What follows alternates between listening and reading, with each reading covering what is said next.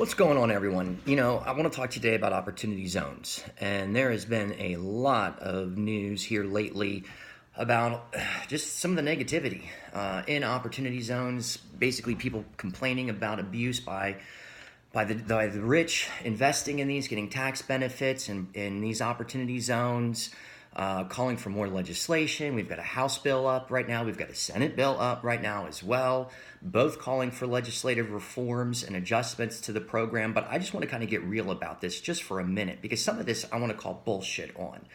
And what I don't think is being taken into consideration, or for that matter, even put into context into the space of opportunity zones, are the facts. So let's look at the facts. Fact number one is that you've got approximately 250, 280 real opportunity funds raising capital out there with an entire market cap, if you collectively added them all up and filled them, of $70 billion. Fact. How much of that has been raised? A fraction. 35, $40 billion approximately so far has been invested into opportunity funds. A fraction of what the IRS and the Department of Treasury has been anticipating. So how can you have reform on something that is just barely beginning to get started? You're talking about, reform into a program that is being abused. The reality of it is that a lot of these investors haven't even reported on their taxes yet because they just made the investments into these opportunity funds in 2019. Now, how are you taking advantage of a program that's only been around really for a little over a year now? Because if we really break down the timeline, if we take a look at how this program got instituted last year, we didn't get announcements on the program until April. We got the first set of guidance in June. We didn't get updated guidance until October. I mean, this is something that was barely being born. You might as well count last year as your birthing announcement saying, hey, we're having a baby. Because this program really didn't get kickstarted into high gear until after April, when the second tranche guidelines came out on this. Fact number two, 90% of all opportunity funds, 96% of all opportunity funds are focused on real estate right now. And the very first set of updated guidance that we got in October, one of the biggest issues that was addressed with real estate was the time frame that it takes from being able to invest to actually getting a project fully up and going. If you were to look at a lot of these private placements, a lot of these pro formas for these opportunity funds that are in real estate, you're looking at a 2.5, 3, sometimes as much as a 4-year break-even analysis curve on these things. So it takes time. It takes time. 4% of the funds in the market space are focused on business. 4% right now. Now, here's what's amazing about that is that it's grown from 1% to 4% in just a little over 100 days. So there's definitely a huge, fast uptick in business momentum for opportunity zones and opportunity funds being deployed. But when you talk about reform and you're talking about all of this program being a negative program and saying that it's just a program for the rich, I don't think that you're looking at it in context of what this program is designed. You've got to take in fact number 3. Take into consideration how these opportunity zones themselves were constituted and originated.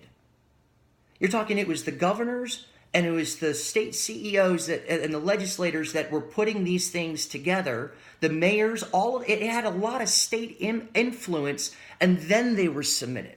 It's not like the government was the ones that were putting these things together. So if you've got room to complain on the state level. If you want to talk about reform and you want to talk about changes, how about we talk about real changes to actually use and expand this program? Because this program is not only going to impact these low-income areas across the country. You got 8,700 designated opportunity zones between the United States, Puerto Rico, the Virgin Islands. 8,700 of these designated areas. So let's talk reform. Let's give in the facts and let's talk what it's really going to take.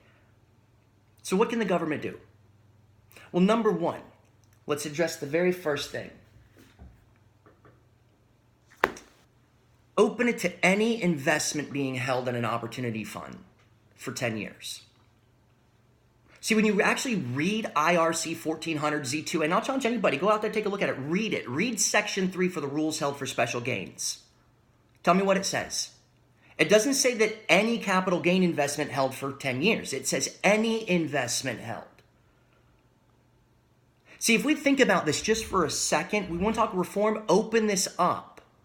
Give the 10-year tax step up to the capital for the tax increase at the 10-year mark to any investment, not just originating capital gain investment. Why should a capital gain investor get a 15% haircut on the tax that's due? They're deferring paying it when it's due for 7 years, and on top of that, they get a step up in basis. At the 7-year mark, if I put post-tax dollars in that's not capital gain money, and another investor puts capital gain money, at the 7-year mark, guess what? We're even. They had to pay the tax, I put post-tax dollars in. We both should be entitled to the 10-year step up in basis. Open it up to any investment. Take the handcuffs off where the money is at. Number 2, rolling the program, the deferment on the cap gains. Right now, there's a big hoopla about the December 31st deadline. You're going to lose 5% in tax savings if you don't get your money into an opportunity fund between now and December 31st. Because at the stroke of midnight, between December 31st and January 1st, 5% off of it. The maximum right now that you're going to get is a 10% step up by the time 2026 comes, when the tax is due. This needs to be a rolling yearly program. If we take a look at 2017, there was $6.4 trillion. $6.4 trillion with a T in eligible money between individuals and corporations that could have been invested into opportunity zones had this program been fully in place in 2017. This is a yearly wave. Yearly wave. Make this where if I put my money in, and if I have capital gains and I'm investing in 2020, I defer the tax to 2027. We've got hard deadlines in this, so there's no reason why the program can't do this. We've got a rainbow date of 2047 that expires the program at 2037 is the last date that an investor can put and hold for 10 years. So we can use that as a stop, as a hard date deadline. Number 3, I think they need to expand the program by 10 more years. Give it 2057. Give this enough time. This is a baby right now. A baby.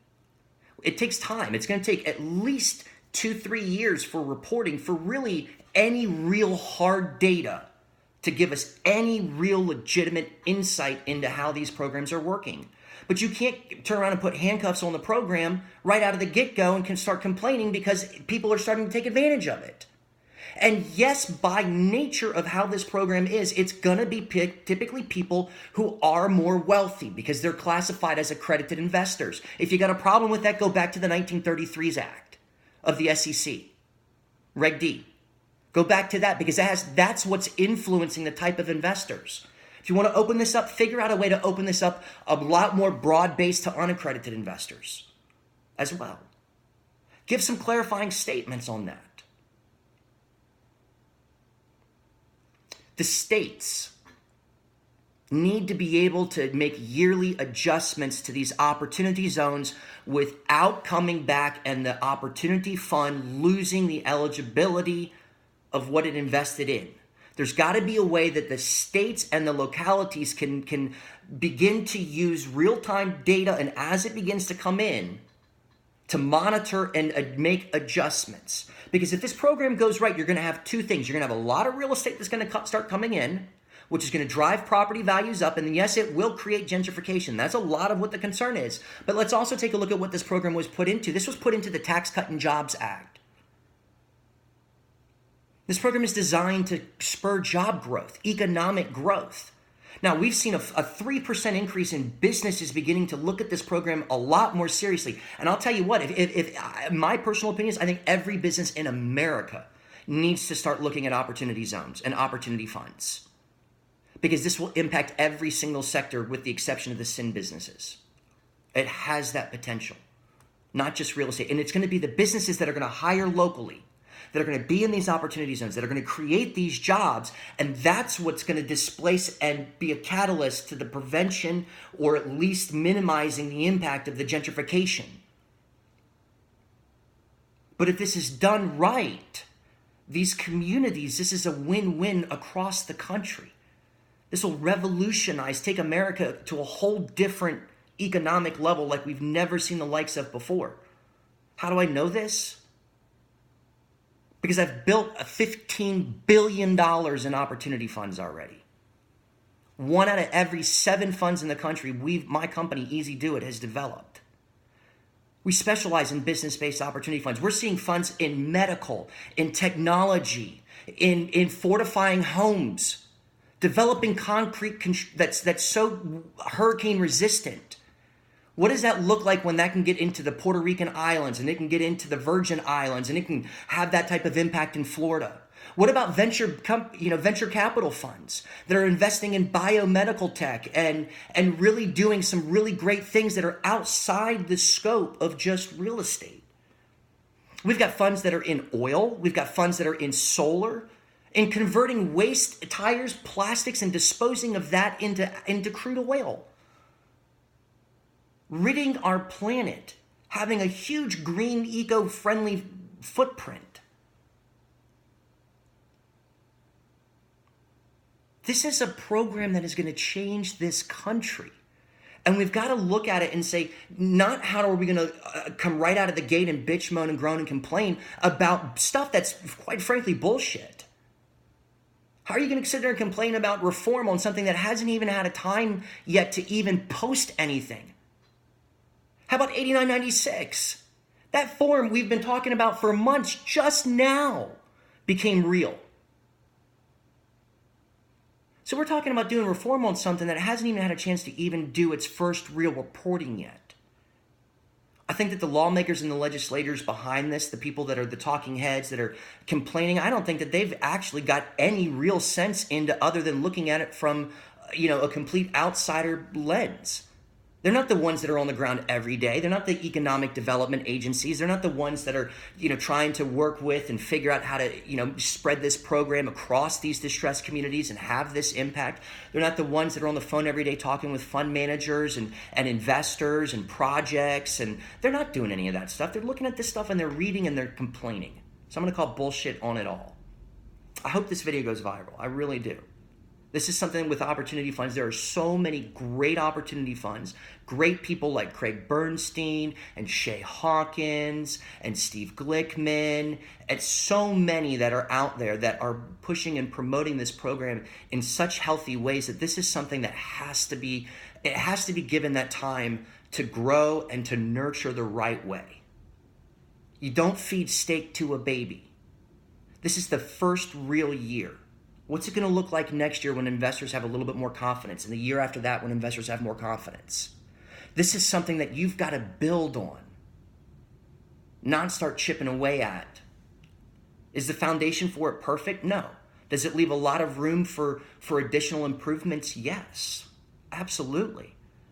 But there's a lot of steps that can be done, statements that can be made, Address the CRA credits with the banks with this program. Opportunity zones and opportunity funds are in absolute perfect alignment with what the CRA objectives are.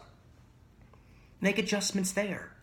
Open this up so that way these institutions, these investors, the RIAs, the family offices, the broker-dealers, the business brokerages, the commercial real estate investors, open this up to where they can look at this and they can feel a lot more confident in the program.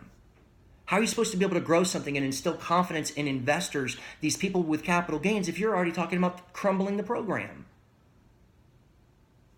Makes no sense. Makes no sense. I hope this gets out there. If you're in the opportunity zones, don't give up. Keep up. Keep fighting it. This program's worth it. This video is for you.